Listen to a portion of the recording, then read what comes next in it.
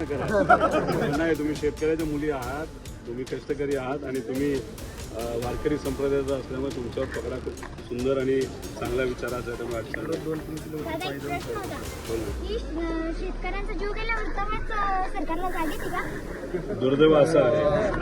आपल्या शेतकऱ्यांच्या शेतात ही आई पडते, काही कीटकनाशक पडते, तेव्हा सरकारला जाग येते. शेतकऱ्याच्या घरात तेल असते तर मीठ नसते, मीठ असते तर तेल नसते.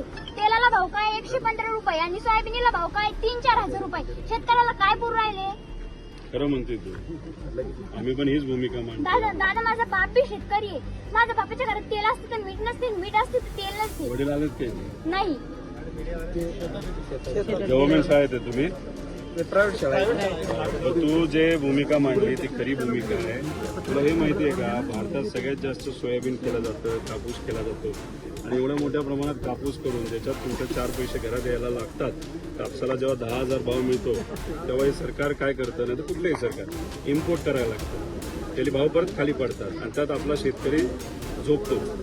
तसंच सोयाबीनचं झालंय, कांद्याचं झालंय, सगळ्याच पिकाचं झालंय. तुम्ही जे फर्टिलायझर घेतात तुमचे वडील तुमच्या शेतासाठी तेव्हा टॅक्स असतो. वही आणायची असते दादा, तर पप्पा जर का म्हणतो माझ्या खिशात 10 रुपये नाही तर इतकं वाईट वाटतं.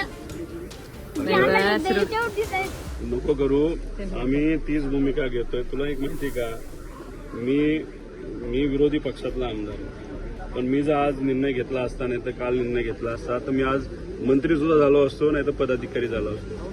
पण मी या सरकारबरोबर का नाही जात? हे सरकार युवांच्या विरोधात आहे, शेतकऱ्यांच्या विरोधात आहे, मजुराच्या विरोधात आहे, महिलांच्या विरोधात आहे.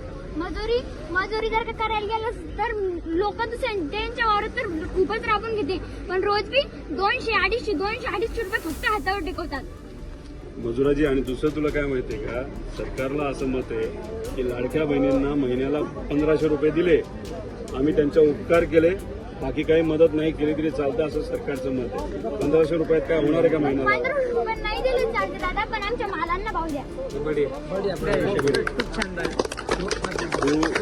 पण तू आता कितवीत आहे? 8वी. बरं, आता 11वी 12वी कुठून करणार? 11वी 12वी पप्पा आमची एकच शेती आहे, पप्पा म्हणजे चांगलं मोठ्या कॉलेजात घ्यायचं. तुझ्या घरचा काका मामा भाऊ मोठा आहे का कोणी? हिचं तू 8वी ना, 11वी जेव्हा जायचं असेल तर बारामतीला शारदा नगर म्हणून शाळा आहे. ही ज्या पद्धतीने बोलते, आक्रमक भूमिका घेते, तर उद्या जाऊन ही नक्कीच मोठी सगळेच बनतील.